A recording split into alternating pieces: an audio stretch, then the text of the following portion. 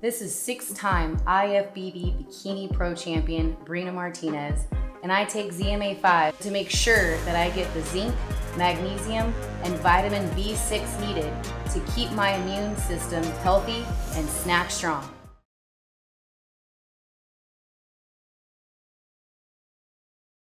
Hey everyone, Jahir Martinez with Fight Hub TV. I'm here joined by Ronnie Shields, trainer of Jermall Charlo.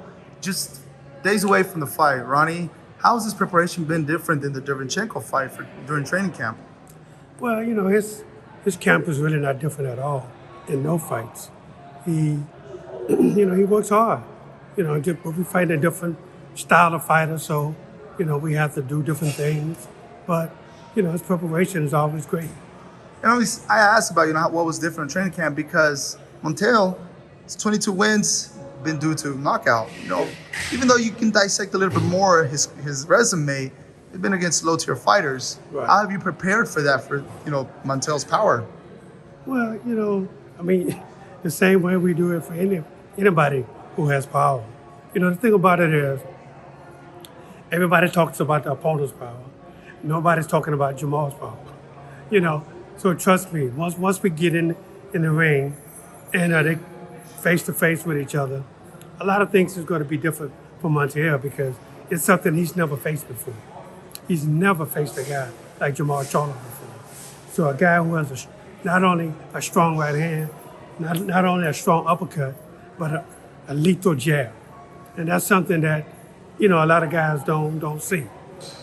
And, Charlo was really bothered about that. When y'all talking about his power, look at I have power too, So you think that kind of was, plays in the head of Charlo going to Saturday night's fight?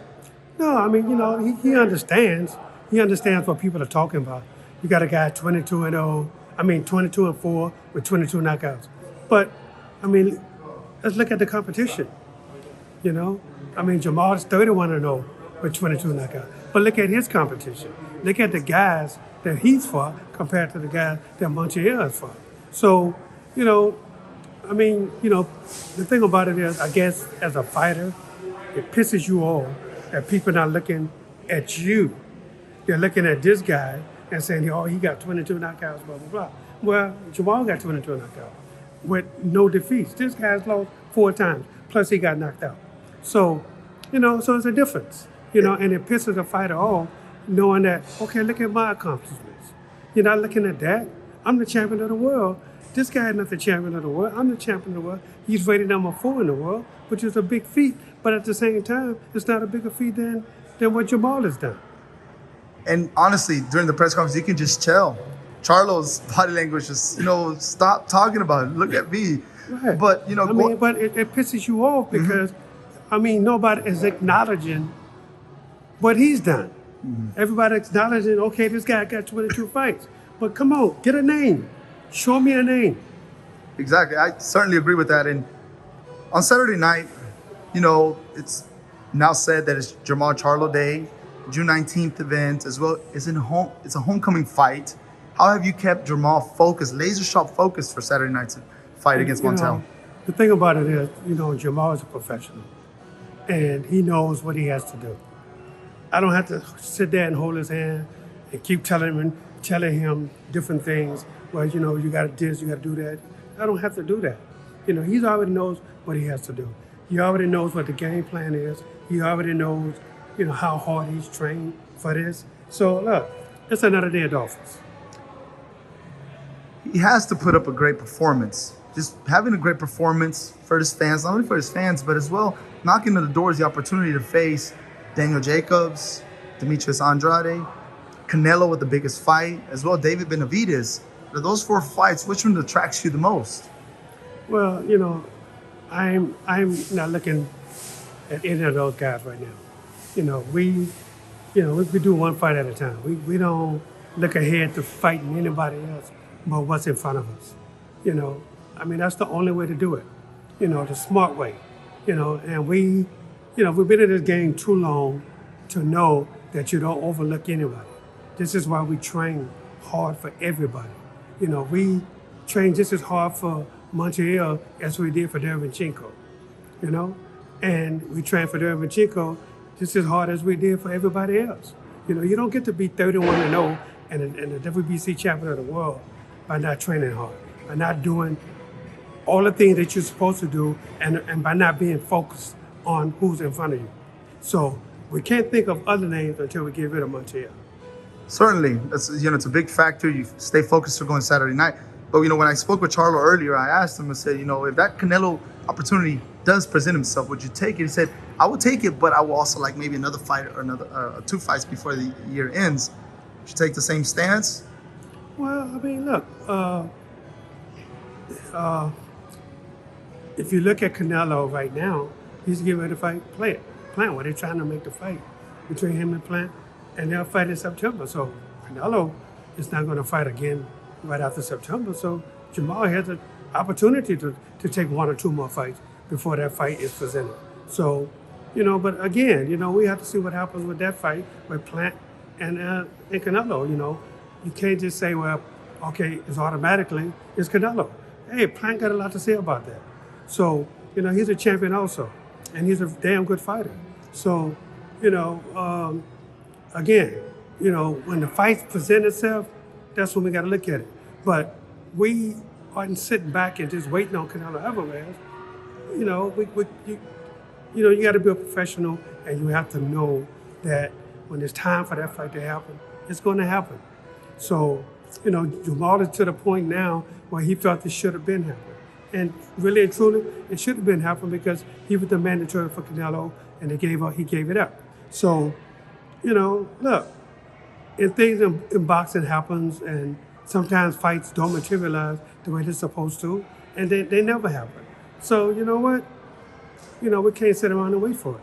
But, what we have to do is take care of business on Saturday night, then we can see what's next. One thing's for certain, there's a lot of opportunities for Team Charlo. That's for sure. It's a lot of we cannot deny that. Now, I want to switch the page real quick. There's a lot of lucrative fights coming up in the next few months, the next few weeks as well. One of them being the trilogy. Wilder versus Fury. Yep. That fight is going to be one of the biggest fights in July. How do you see that fight going? Well, Wilder, he has a new trainer now, and if Wilder can get back to being his old self, which is going to be hard to do because Fury is really confident right now. He's confident because of the last fight. But if Wilder can get himself back together, establish a jab that, he has such a good jab that he don't use. But if he can get himself back and stop looking for just one shot, look, he can get back in it, But, Fury, he's a confident fighter right now. So it's going to be very difficult for Wilder, I think, early on. If he gets in there and does things that he used to do, like use his jab and set up punches, then I think he can have a great chance in this fight. But if he goes in just looking for one shot, it's not going to happen.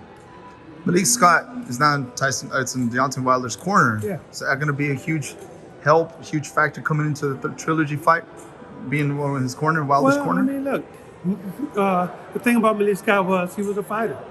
So, he knows what it takes to get in there and to how his guy had to prepare.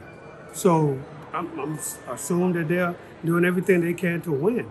So I'm sure, you see things, you see video clips of this and that and stuff, but that's not their strategy. They're not going to show you what they really are working on, what they're really going to do. So, as long as Malik knows, he knows what to tell Wilder. He knows that Wilder has to be himself and not to be too anxious to try to get a knockout. So, you got to set combinations up, set punches up to the point to where, it works in his favor. So I'm sure they worked on all of that.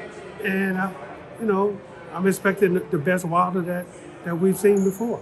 Yeah, we're expecting a big fight, explosive fight on July 24th in Las Vegas. Lastly, Errol Spence versus the 42-year-old legend, Manny Pacquiao. Give me your thoughts on that. Well, everybody keeps saying how old Manny Pacquiao is. Look at him. The guy fights like a 21-year-old fighter because he's taking care of his body, and he knows the ins and outs of boxing. Look, it's not an easy fight for either one of them. I think it's going to be a tough fight. You know, Errol is a strong, young, younger than Pacquiao kind of guy that, he's a very smart fighter too. And he's determined, and look, it's not going to be a walkover, I really and truly believe Errol can win, but it's not going to be easy because Manny is not going to lay down for anybody. So it's going to be a good, tough fight, but, I'm picking Errol Spence. Everybody's favoring Errol Spence, obviously, at this moment right now because his youth. You believe, this will go out 12 rounds, possibly a knockout. What is your prediction? I don't see Manny Pacquiao getting knocked out. I really don't. But, look, when he fought Keith Thurman, when Pacquiao fought Keith Thurman, so many people went Thurman at the beginning, but Pacquiao showed you, hey, I'm here, If you underestimate me, I'm going to do what I do, and I'm going to win these fights. And look, I know Errol trains hard all the time, so I'm sure they're going to come up with a great game plan, but Manny Pacquiao is going to be there too. So it's not going to be an easy fight. I don't see it as being easy, but again, I think it's going to be a good, close fight. But, I still think that his youthfulness might take over, and I believe Errol will win. Yeah, for sure. We know that a lot of boxing matches are going to put a lot of attention, bring a lot of attention for us fans. Ronnie Shields, thank you so much for your time. Thank you for speaking with us with Fight Help TV. Thank you. Thanks, man.